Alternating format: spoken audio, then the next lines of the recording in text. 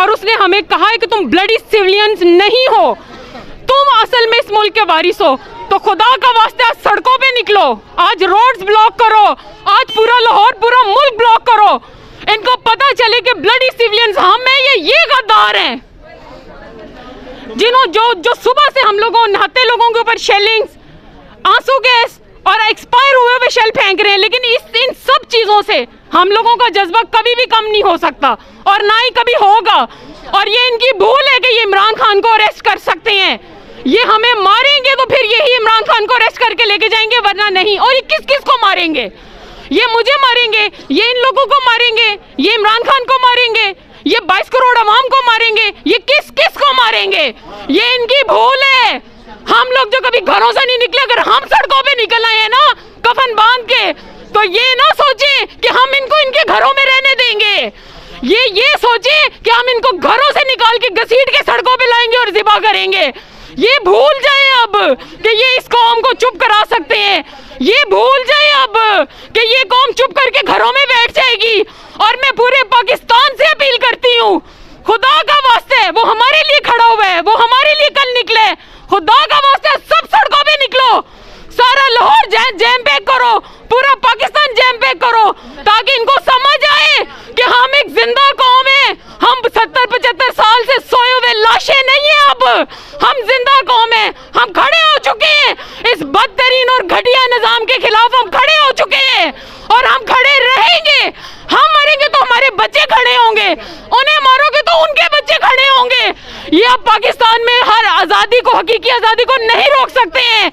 ये इनकी भूल है कि हमें अंदर कमरों में बंद कर देंगे। या जिल्ले शाह को इन्होंने जिस बेदर्दी से मारा, हम डरे? हम आज भी खड़े हैं, हम घरों से बाहर हैं। कितने जिल्ले शाह मारोगे, कितनी अवाम को मारोगे? ये खेल और ड्रामा खत्म कर दो।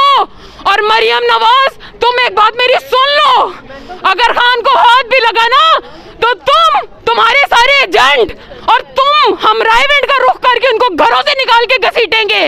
ये इनकी भूल है कि हम चुप करके अंदर बैठे रहेंगे।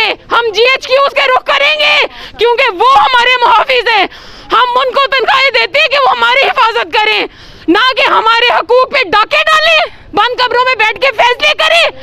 ये उनका ख्वाब है जो हम अब पूरा नहीं होने देंगे किसी कीमत पे। निकलो खुदा के लिए, हम जैसी औरतें निकले, निकलो पाकिस्तान के लिए, निकलो अपने हकूक के लिए, निकलो खुदा का वास्ते, निकलो सड़कों पे, तुर्की की तरह निकलो। क्या होगा? आधे लोग मरेंगे, जो बाकी जिएंगे वो जिएंगे। खुदा के लिए जीना सीखो। मुर्दों से बदतर जिंदगी ना गुजारो, ना जानवरों से बदतर जिंदगी गुजारो। खाया, कमाया और सो गए, ये कोई जिंदगी नहीं है। इससे मौत अच्छी है। खुदा के लिए जागो, खुदा के लिए होश करो।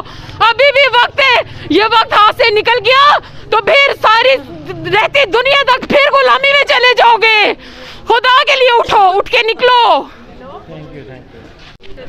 अस्सलाम वालेकुम, मैं हूं शहजाद अमान और आप देख रहे हैं ASA TV ज़मान पार्क में। मैं मौजूद हूं। पाकिस्तान तहरीक इंसाफ की टाइगर्स भी मेरे साथ मौजूद हैं। आज जिस तरह से शेलिंग की गई और जिस तरह से वाटर कैनन का इस्तेमाल किया गया ख़वातीन के ऊपर भी, और इनसे भी जानते हैं कि अभी क्या सूरत हाल है। अभी अगला अस्सलाम वालेकुम मैम। वालेकुम अस्सलाम। मैम, अभी जो सुबह से जो सूरत हाल देख रहे हैं, 2 बजे जिस तरह पुलिस ने बर्ताव किया ख़वातीन के साथ, बच्चों के साथ, बूढ़ों के साथ, क्या कहेंगे आप? सबसे पहले तो मैं पूरी कौम को जगाना चाहती हूँ कि 70 से 75 साल हो गए हैं, हम लोग ब्लडी सिविलियंस हैं, ठीक है। खुदा के लिए अगर एक बंदा हमारे लिए खड़ा हुआ है ना,